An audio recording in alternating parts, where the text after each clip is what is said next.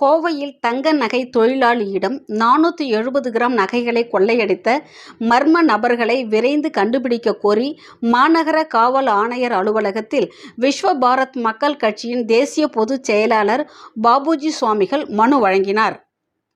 கோவை செல்வபுரம் அருள் கார்டனை சேர்ந்த ராஜேந்திரன் மற்றும் சாந்தகுமார் அதே பகுதியில் தங்க நகை தொழில் செய்து வருகின்றனர். இருவரும் கோவையில் இருந்து விழுப்புரத்திற்கு தங்க நகைகளை எடுத்து சென்று அங்கு உள்ள நகை கடைகளுக்கு விற்பனை செய்வதை வழக்கமாக கொண்டுள்ளனர்.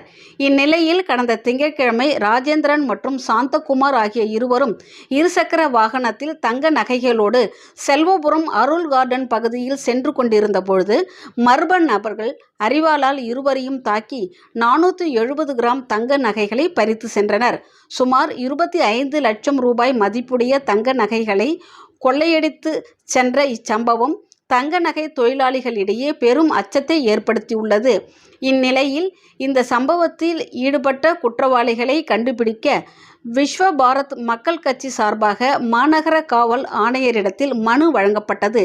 இதனைத் தொடர்ந்து செய்தியாளர்களிடம் பேசிய அக்கட்சியின் தேசிய பொதுச் செயலாளர் விஸ்வகர்மா ஜெகத்குரு ஸ்ரீலஸ்ரீ சிவ சண்முக சுந்தர பாபுஜி சுவாமிகள், தொடர்ந்து இதுபோன்று தங்க நகை தொழிலாளிகளிடம் கொள்ளையடிக்கும் சம்பவங்கள் அதிகரித்து உள்ளதாகவும் இதனால் தங்க நகை தொழிலாளிகள் பெரும் அச்சத்தில் இருப்பதாக தெரிவித்த அவர், மாநகர காவல்துறை கோவையில் ரோந்து பணிகளை அதிகரிக்க வேண்டுமென கோரிக்கை விடுத்தார்.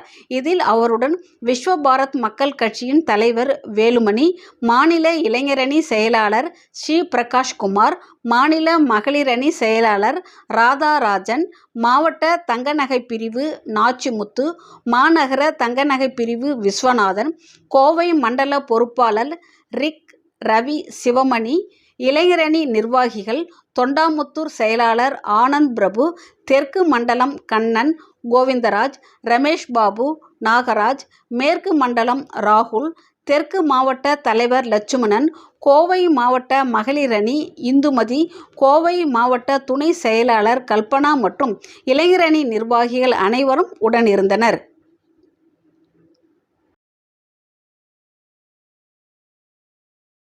விஸ்வ பாரத் மக்கள் கட்சி, விஸ்வகர்மா சமாய மக்கள் கட்சி கடந்த 2-3 நாட்களுக்கு முன்பாக திங்கட்கிழமை இரவு 10:30 மணி அளவிலே கோவை செல்வபுரம் செட்டி வீதி குளத்தருகிலே ராஜேந்திரன் என்பவரை அரிவாளால் மர்ம நபர்கள் தாக்கி 250 கிராமுக்கு மேல் தங்க நகை பறித்து சென்று விட்டார்கள்.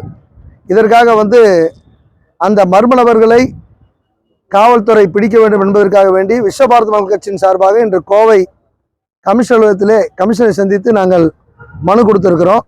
துணை கமிஷனர் அவரையும் சந்தித்து இது சம்பந்தமாக குற்றவாளிகளை உடனடியாக சட்டத்தின் முன் நிறுத்த வேண்டும், விஸ்வகர்மா சமுதாய மக்களுக்கு பாதுகாப்பு அளிக்க வேண்டும். பொதுவாக தங்க நகை தொழில் செய்பவர்களுக்கு அந்த பகுதியில் சிசிடிவி கேமராலாம் குறைவாக இருந்திருக்குது. அதனால் சிசிடிவி கேமராவெல்லாம் அந்த பகுதியில் அதிகமாக பொருத்த வேண்டும்.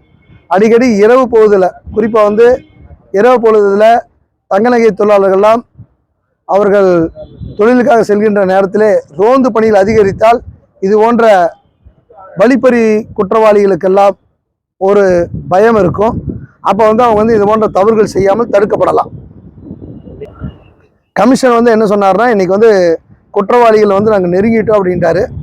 2-3 பேர்த்த பிடிச்சிருக்கோம். அதிகபட்சமாக 2 நாட்களில் அவர்கள் கோர்ட்டில் நிறுத்தப்படுவார்கள் அப்படின்னு சொல்லியிருக்கார்.